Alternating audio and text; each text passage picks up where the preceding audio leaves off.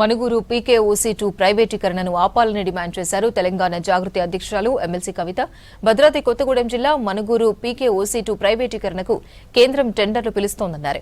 ప్రైవేటీకరణ జరిగితే మనుగురు మనుగడ ప్రశ్నార్థకంగా మారుతుందని చెప్పారు. వెంటనే ప్రైవేటీకరణను ఆపాలని డిమాండ్ చేశారు. లేదంటే కార్మికులకు మద్దతుగా జాగృతి పోరాటం చేస్తుందని హెచ్చరించారు కవిత. భద్రాద్రి కొత్తగూడెం జిల్లాలో కవిత జనంబాట కార్యక్రమంలో భాగంగా రెండో రోజు మనుగురు సింగరేణి ఓసీలో పర్యటించారు. ప్రత్యేకించి మనుగూరు మనుగడను దెబ్బతీసే విధంగా సింగరేణి ఇక్కడ ఉన్నటువంటి ఓసీ మైన్ని ప్రైవేట్ పరం చేయాలని చూస్తున్నది. మనుగూరులో దాదాపు 75,000 నుంచి 80,000 మంది ప్రజలు జీవిస్తూ ఉన్నారు. ఈ ఓసీ మీద సింగరేణి మీద ఆధారపడి జీవించేటటువంటి ప్రజానికం చాలా పెద్ద ఎత్తున ఉంటారు. ఒకవేళ మనుగూరులో ఉండేటటువంటి ఈ మైన్ను ప్రైవేట్ పరం చేస్తే అసలు మనుగూరు పట్టణం మనుగడనే లేకుండా పోతుంది.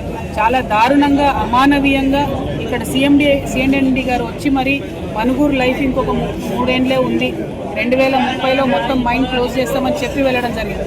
దానివల్ల మనుగూరు పట్టణంలో కూడా అనేకమైనటువంటి ఇబ్బందులు ప్రజలు ఎదుర్కొంటున్నటువంటి పరిస్థితి. ఇంకొక పక్క భద్రాచలం థర్మల్ పవర్ స్టేషన్ అని పెట్టారు, దాని మీద 1000 మందికి ఎక్కువ జీవించేటటువంటి పరిస్థితి లేదు.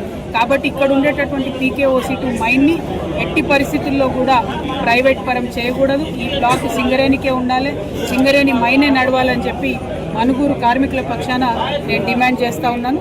అదేవిధంగా సింగరేణిలో డిపెండెంట్ ఎంప్లాయ్మెంట్ కావచ్చు, మరి ఇన్కమ్ ట్యాక్స్ ఏదైతే జీతాల మీద పర్క్స్ మీద ఇన్కమ్ ట్యాక్స్ వేస్తూ ఉన్నారో అవి కావచ్చు.